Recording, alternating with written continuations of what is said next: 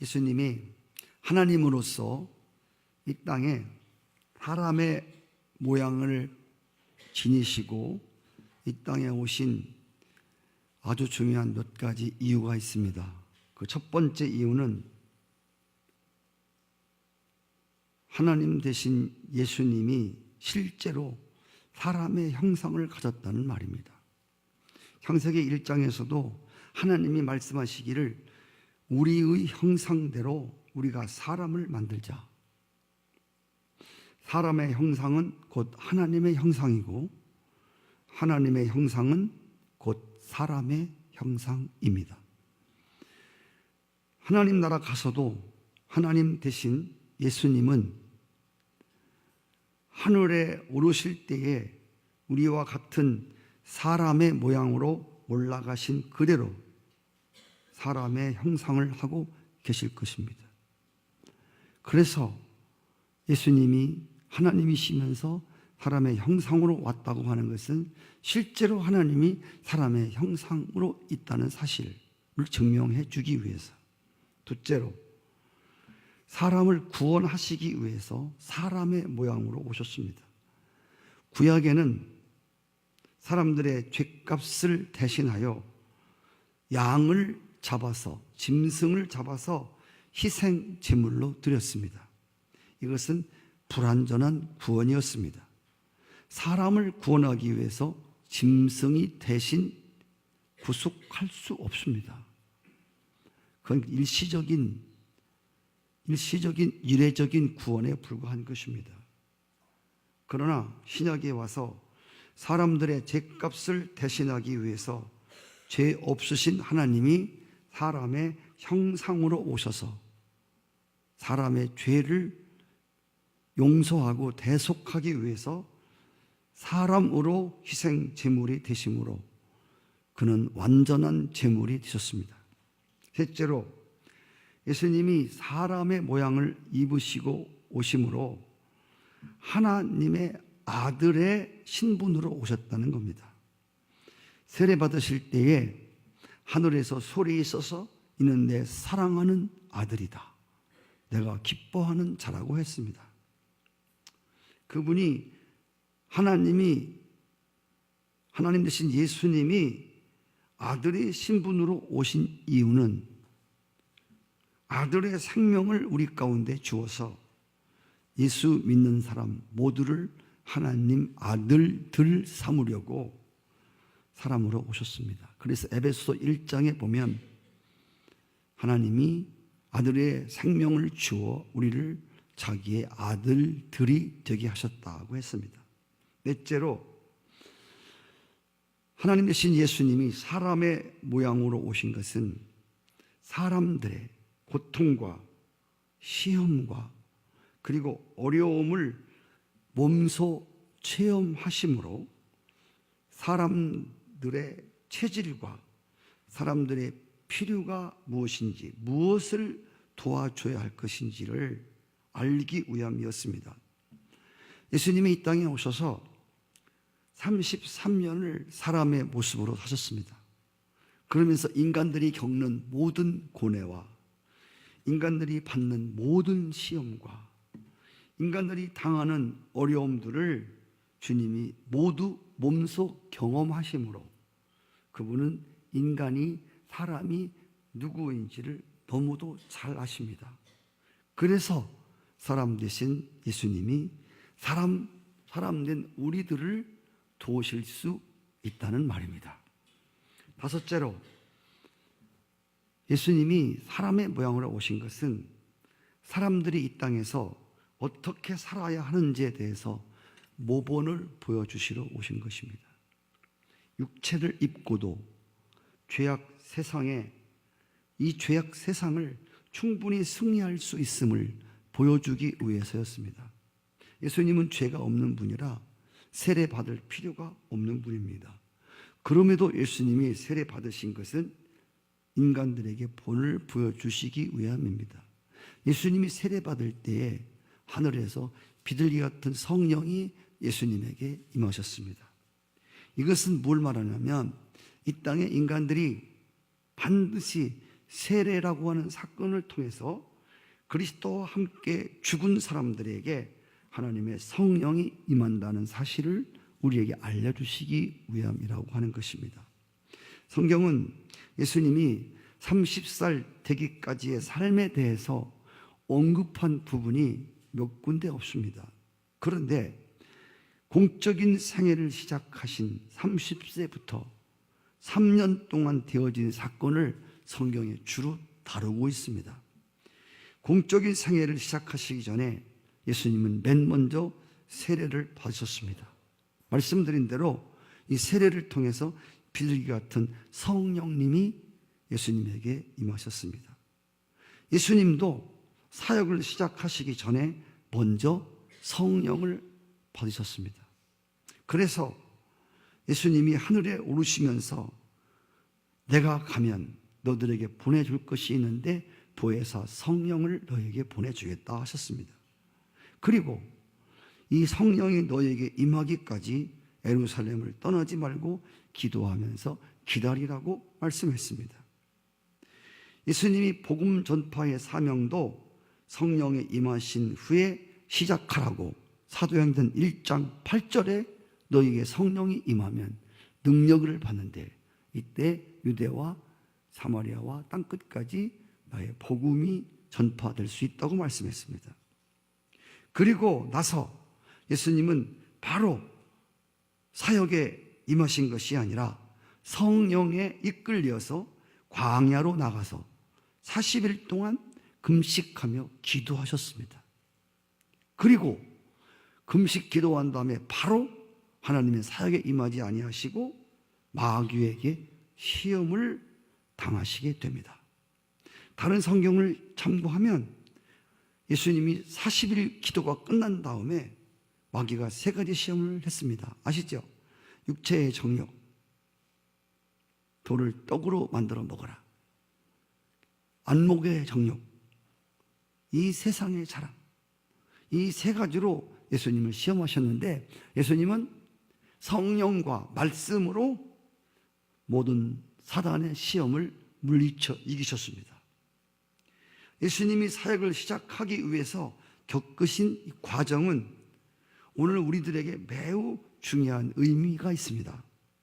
오늘 하나님의 일을 하는 사람들이 실패하는 원인은 예수님이 밟았던 과정을 밟지 않고 일하기 때문입니다. 성령의 기름 부으심 없이, 성령의 임재함이 없이 하나님의 일을 하려고 하니까 도중에 실패합니다. 둘째, 예수님은 성령이 임하신 다음에도 기도를 굉장히 많이 했지 않습니까? 40일 동안 기도 없이 하나님의 일을 하려고 하니까 힘에 부쳐서 계속 이어나갈 수가 없습니다. 예수님은 기도하신 다음에도 사단에게 시험을 받으셔서 시험과 연단을 통과하셨습니다. 그렇습니다. 우리도 하나님의 사역을 하는 데 있어서 여러 가지 시험과 시련으로 연단되지 않은 상태에서 하나님의 일을 하려고 하니까 우리가 실패하는 것입니다. 그래서 조금만 어려움이 오면 시험에 쉽게 넘어지는 것입니다. 예수님이 사역하시기 전에 밟으신 과정은 오늘 그리스도인들이 반드시 밟아야 하는 과정이라는 것입니다. 예수님의 시험은 그리스도인들이 당하는 시험에 대한 문제의 해답을 우리에게 주고 있습니다. 그리고 그리스도인들은 반드시 예수님처럼 시험을 당한다는 사실을 우리에게 말씀해 주고 있습니다. 제가 주일날도 말씀드리겠지만 우리가 전도할 때든지 사람들에게 예수 믿으면 복 받습니다. 이거는 사실은 맞긴 맞지만 거기서 하나 중요한 게 빠졌습니다. 예수 믿으면 어려움이 많습니다. 시험이 많이 옵니다. 그리고 그 시험을 잘 이기시면 하나님의 복을 받습니다. 이렇게 말해야 이게 진짜 전도입니다. 예수님이 이 땅에 등장하시기까지 이 땅에 어떤 사람들도 사단의 시험에 대책 없이 무너졌습니다. 사단이 유혹할 때 인간들은 대책 없이 끌려갔습니다. 그런데 사람의 모양으로 오신 예수님이 사단의 모든 시험을 성령과 말씀으로, 기도로, 이기심으로 말미암아 성도들에게도 사단의 모든 시험에서 승리할 수 있다고 하는 확신의 길을 열어놓으셨습니다. 사단이 우리를 넘어지기 위해서 주는 여러 가지 시험은 우리가 예수님처럼 말씀과 성령의 인도를 받으며 깨어서 기도하고 산다면 언제든지 승리할 수 있다는 것입니다. 예수님 말씀했습니다. 시험에 들지 말도록, 시험에 빠지지 않도록 깨어서 기도하라. 제가 여러분, 시험은 누구나 다 옵니다. 학생들은 누구나 시험을 치르듯이 그리스도인들은 누구나 다 시험을 받습니다. 그런데 깨어서 기도하면 시험에 빠지지 않고 시험에 들지 않고 시험을 이길 수 있습니다. 그리고 주님 말씀했습니다. 전신갑주로 무장해라. 특별히 성령의 검, 곧 하나님의 말씀으로 대적하라고 말씀합니다. 성도들이 여러 가지 모양으로 찾아오는 시험을 이김으로 인해서 믿음이 업그레이드 되고 하나님 관계가 더 깊어지게 되고 그리고 상급을 주신다고 말씀했습니다. 야고보 1장에서도 시험을 이긴 자에게 면류관을 주겠다고 말씀하십니다. 그리고 오늘 말씀에 보면 공생애를 시작하시면서 예수님이 제일 먼저 하신 선포된 말씀은 마가복음 1장 15절에 이르시되 때가 찼다. 하나님 나라가 가까이 왔다. 회개하고 복음을 믿으라고 하셨습니다. 이게 예수님 공적 생애를 시작하시면서 제일 먼저 선포한 메시지입니다. 때가 찼다. 하나님 나라가 가까이 왔다. 회개하고 복음을 믿으라. 여기서 나라라는 말은 헬라어로 왕이 다스린다는 뜻입니다. 예수님이 맨 처음 선포한 말씀을 다시 번역해드리면 하나님이 왕이 되어 다스리는 나라의 때가 찼고 매우 가까이 왔다는 메시지입니다. 하나님 나라는 어느 한 지역이나 어떤 한 나라뿐이 아니고 모든 민족과 지역을 넘어서 온 세상이 하나님의 주권 아래 놓인다는 뜻입니다. 하나님의 주권이 나타나는 곳이 곧 하나님 나라입니다. 제가 주권이라고 하는 단어를 국어사전에서 찾아보았습니다. 이렇게 써 있었습니다. 주권은 국가의 의사를 최종적으로 결정하는 권력이라고 되어 있습니다. 나라의 모든 결정을 짓는 권력. 그래서 예수 그리스도가 하나님이 그 모든 결정을 하나님이 하시고 그분이 결정적으로 나라를 쥐어 안을 때 그게 바로 이제 하나님 나라가 된다는 것입니다. 우리가 다른 나라를 예로 들 것 없이 우리나라에서 일어나는 현안 속에서 우리가 요즘에 늘 뉴스에 이슈가 되는 박근혜 대통령, 최순실, 문고리 3인방, 아무개, 여러분 줄줄이 다 지금 감옥에 가 있지 않습니까? 한 지붕 밑에서 다 지금 아주 어려운 날을 보내고 있습니다. 누가 이 나라를 앞으로 다스릴지 전 모르겠습니다. 그러나 한 가지 분명한 것은 하나님 외에 그 누가 이 세상을 다스린다 해도 누가 평화롭게, 누가 정의롭게 다스리겠습니까? 말은 그렇게 하지요. 말은 이 사람 믿어주세요. 우리 이런 소리 많이 들었잖아요. 우리나라 대통령, 역대 대통령 중에서 어느 하나 명예롭게 은퇴한 사람이 한 사람도 없습니다. 이 나라를 다스리는 왕된, 임금된 그들이 이 나라를 평화롭게, 의롭게, 정의롭게 다스리지 못했습니다. 성도 여러분, 우리 그리스도인들이 추구하는 나라는 하나님이 당신의 주권으로 다스리고 통치하는 완벽한 그분의 나라입니다. 나라뿐만 아니라 교회도, 가정도, 어떤 공동체도 하나님이 통치 권리가 하나님의 주권 아래 있는 곳이 곧 하나님 나라가 된다는 사실을 아셔야 됩니다. 우리는 안 믿는 사람도 천국 같은 삶을 다 원하고 있습니다. 천국이라는 말은 하나님이 다스리는 나라를 말합니다. 무엇보다 우리는 내 안에, 아까 우리 노래 부른 것처럼 내 안에 그분의 나라가 임하는 것이 제일 중요한 사건입니다. 우리가 소원하고 기도하는 가장 최우선의 기도가 무엇인지 주기도문에 보면 첫 부분에 하나님 나라가 임하옵시며, 마태복음 6장 33절 그의 나라와 그의 의를 구하라. 그 나라, 그분의 나라를 구하라는 것입니다. 그리하면 이 모든 것을 너희에게 더하여 주시겠다. 성도 여러분, 오늘 내 안에 하나님 나라가 가까이 다가오게 하려면 먼저 말씀대로 회개하고 복음을 믿어야 합니다. 복음 대신 예수 그리스도를 내 안에 주님으로 왕으로 모셔야 한다는 것입니다.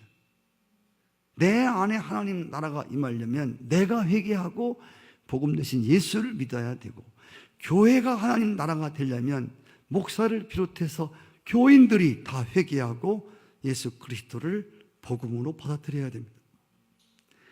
한 나라가, 하나님 나라가 이루어지려면 니느웨 백성들처럼, 이스라엘의 미스바 대성회처럼 민족적 회개가 일어나야 됩니다. 그리고 이 나라의 모든 사람들이 예수를 믿는 사건이 일어날 때 이 나라는 하나님의 나라가 될 것입니다. 예수님이 이 땅에 오신 이유는 하나님 나라를 위해서 오셨습니다. 교회와 성도들에게 주어진 최종 과제는 어떻게 이 땅에 하나님의 나라를 더 확장시켜 나가느냐, 이것이 가장 교회의 중요한 과제입니다. 하나님 나라가 확장되는 것은 가만히 앉아서 되는 것이 아니라 싸워서 침노함으로 사단의 영역을 빼앗아 옴으로 하나님 나라가 확장된다는 것입니다. 사단의 왕국의 부흥은 하나님 나라가 쇠퇴할 때 사단의 왕국이 부흥되는 것이고, 하나님 나라의 부흥은 사단의 왕국의 쇠퇴를 의미하는 것입니다. 그래서 주님께서 말씀했습니다. 마귀를 대적하라. 마치 이스라엘 백성이 가나안 땅을 싸워서 정복한 것처럼 가나안 7 족속을 물리치면서 하나하나 정복할 때마다 그 땅은 하나님 나라 확장이 되었습니다. 마찬가지로 오늘 우리도 보이지 않지만 우리 하나님 나라 갈 때까지 이 세상을 장악하고 있는 신은 사단입니다. 지금 여러분, 아직 우리가 사단의 영역을 정복하지 못한 땅들이 너무 많습니다. 하나님 나라 부흥을 위해서는 사단이 점령하고 있는 지역들을 우리의 예수 그리스도의 이름으로 복음 전파로 하나님 나라를 확장시켜 사단의 땅들을, 사단에게 점령된 영혼들을 구출해 내어야 되는 것입니다. 그래서 우리가 전도하는 최종 목적은 성산교회 안에 사람 숫자 하나 늘리는 것이 아니라 하나님 나라를 부흥을 위한 일이기 때문에 하나님이 그렇게 전도하는 것을 귀하게 보십니다. 우리 교회가 매일 수요일마다 오늘도 보니까 김밥 몇 개를 싸나 모르겠습니다만 엄청 많이 쌉니다. 김밥을 싸서 수요일마다 전도를 하고 전도 보고서가 매주 들어옵니다. 잘하는 겁니다.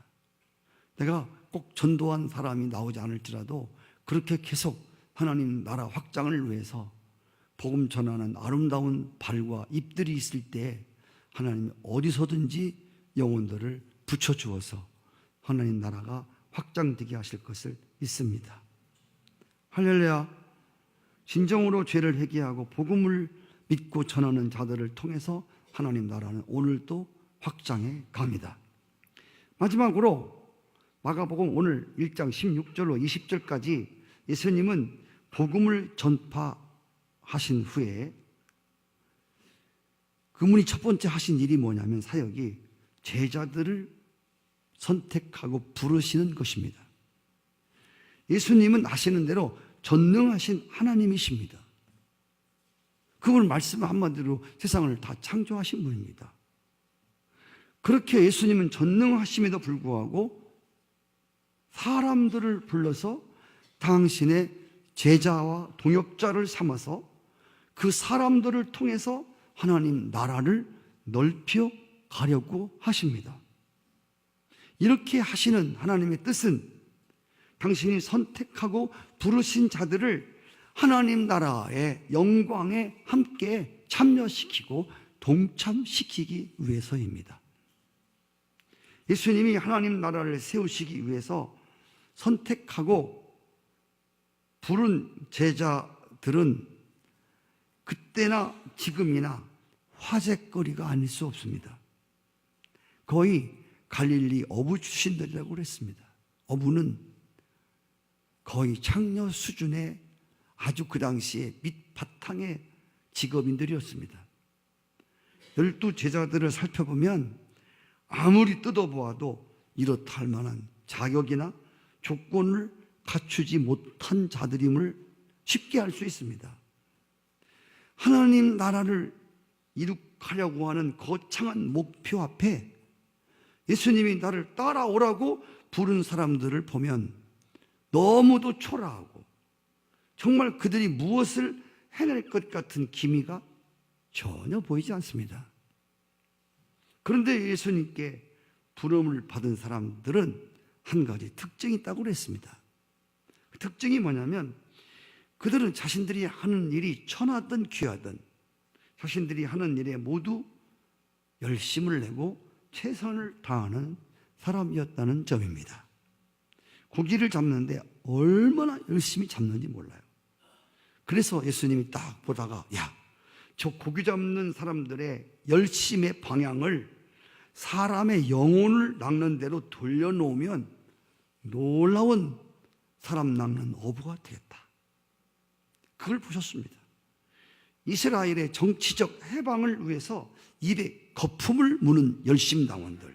이야, 나라의 회복을 위해서 저렇게 열정을 가진 사람들, 저 사람들의 방향을 하나님 나라를 위해서 바꿔놓으면 죽도록 충성하겠다. 그물을 꼬매는데 한눈 팔지 않고 거기에 초점 집중하여 그물을 꼬맵니다.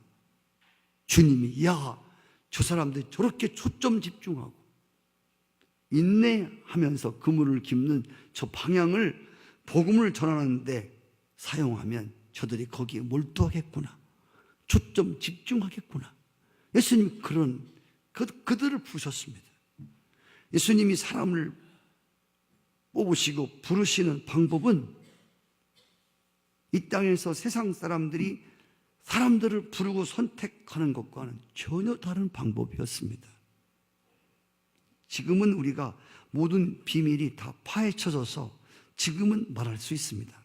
사실 예수님이 예수님 제자들과 3년을 함께 계시면서 이제 십자가의 죽음을 당할 때 예수님을 버리고 다 도망갔습니다. 3년 동안 예수님이 몸소 모든 것을 보여주었지만 그들은 끝까지 주님을 따르지 못했습니다. 그리고 그들은 다시 고기 잡는 옛 직업으로 옛 사람들로 다 돌아갔습니다. 이때만 해도 그러면 그렇지, 저들이 무엇을 하겠어? 이렇게 모든 사람들이 보았습니다. 주님이 하늘에 오르시기 직전에 약점 투성이인 별 볼 일 없는 그 제자들을 불러놓고 거창한 명령을 하십니다. 너희는 가서 모든 나라와 족속으로, 동네도 아니요, 일가 친척도 아니고 모든 나라와 족속으로 제자를 삼고 성령으로 세례를 주라. 이렇게 말씀하실 때만 해도 저들이 정말 무엇을 하겠는가, 자신 하나 간수하지 못하는 저 사람들이 어떻게 온 나라와 민족들을 구원하고 성령의 세례를 줄 수 있겠는가, 정말 걱정스러워 보였습니다. 그런데 여러분, 예수님의 생각은 적중했습니다. 할렐루야. 예수님의 생각은 딱 들어맞았습니다. 아멘이 안 되세요? 그럼 예수님 생각이 틀렸다고 해야 되겠어요? 예수님의 생각은 한치 오점이 없습니다. 정확하게 맞아 떨어졌습니다. 가룟 유다 하나 빼놓고는 하나님 나라 위에서 모두 다 장렬히 순교하고 초대교회의 교부로서 기초석이 되었습니다. 주님의 부르심에는 후회함이나 모자람이 없습니다. 오늘 이 세상에 많고 많은 사람들 중에서 하나님 나라 부흥과 확장을 위해서 나와 여러분들을 선택하시고 부르셨습니다. 내가 나를 보아도, 내가 옆에 있는 사람을 보아도 저 사람이나 나나 하나님 나라를 위해서 뭐 할 수 있겠는가, 이렇게 보이지 않습니까? 나 하나 신앙도 간수하지 못하고 비척거리는 우리가 무슨 하나님 나라 확장을 할 수 있겠습니까? 그래서 우리는 하나님 나라를 선택하시고 부르심에 대해서 의심하고 불신할 수밖에 없는 실정이 우리의 현실입니다. 그런데 자꾸 말씀드리지만 하나님이 선택하고 하나님이 부르심에는 후회함이나 헛다리 짚는 법이 없다는 것입니다. 아멘. 여러분의 이야기를 하고 있는 것입니다. 나의 이야기를 주님이 하고 계십니다. 하나님이 우리에게 이렇게 비척이는 모습대로 우리를 그냥 두지 아니하시고 예수님에게 그랬듯이 성령을 한량없이 부어주시고 오늘 정말 내가 나를 보아도 나 때문에 내가 시험 들기 쉬운 이러한 우리의 심정 상태이지만 이렇게 강팍한 대로 이렇게 굳은 땅 같은 심령으로 계속 그렇게 신앙생활을 하나님이 하지 않도록 하실 것입니다. 그리고 우리의 마음을 기경하시고 오늘도 이렇게 단비가 내렸어요. 지금 아침에 비가 좀 오길래 저도 오늘 나무를 심었습니다. 비가 오니까 얼마나 좋은지 몰라요. 여러분, 주님께서 그렇게 우리에게 어느 날 우리의 강팍한 마음들을 성령으로 기경하시고 말씀의 쟁기로 우리를 갈아엎으시고 우리 안에 새 마음을 주시고 새 영을 주시고 새 법을 우리 마음 가운데 부어주사 후회함 없이 아쉬움 없이 모자람 없이 하나님 나라를 확장하는 도구들로 우리를 사용하시고 주의 영광과 우리를 주님의 기쁨에 반드시 동참시키실 것입니다. 반드시. 뭐를 통해서 반드시냐고요? 성경을 통해서 말씀하십니다. 하나님이 아무나 예수 믿게 부르는 것 같아도 하나님의 눈은 그렇지 않습니다. 사람들이 보기 저 사람이 저 사람이 권사야? 장로야? 저 사람이 전도사야? 이렇게 볼지라도 하나님의 교회를 통해서 직분을 주면 하나님이 감당하게 하십니다. 할렐루야. 여러분을 부르셨다면 부르심에 후회함 없이 여러분 모습과 상관하지 않고 여러분의 신앙 상태와 관계없이 주님이 하시면 하시는 것입니다. 할렐루야. 사도 바울은 내게 능력 주시는 자 안에서 나는 모든 것이 가능하다. 아멘. 복음에는 사람을 구원하는 능력이 있습니다. 오늘 성령과 복음의 말씀을 받은 우리가 예수님처럼 하나님 나라 위에서 결국 복음의 선포자로 우리를 세우실 것이고 아직 미정복된 땅과 그리고 아직도 사단에게 정복당해 있는 영혼들을 반드시 구해내서 하나님 나라가 더 부흥하게 되는 역사를 이루실 것입니다. 오늘 예수님의 이야기는, 예수님의 과정은 우리가 거쳐야 할 과정이고, 예수님이 선포하신 내용은 성령과 말씀과 은혜를 입은 자들이 오늘 세상에 나가서 선포해야 하는 메시지입니다. 여러분들을 통해서 하나님이 놀라운 일을 행하실 것을 여러분의 모습과 상관하지 마시고, 아멘. 믿음은 우리에게 초점이 있지 않습니까? 나의 어떠함에 관계없이 하나님은 부르신 우리를 통해서 그 일을 하실 것입니다. 우리가 저 사람이 뭘 하겠어, 저 사람이 뭘 하겠어 라고 할지 모르겠지만, 이건 사람이 보는 것이고 사람들이 말하는 것입니다. 그럼에도 불구하고 우리 하나님은 부르시고 선택한 자를 미쁘시다 하시고 의롭다고 하실 것이고 영화롭게 하실 것이고, 반드시 하나님의 영광에 우리를 기쁨으로 동참시키시는 놀라운 사건들을 우리를 통해서 만드시고 이루실 것을 믿습니다.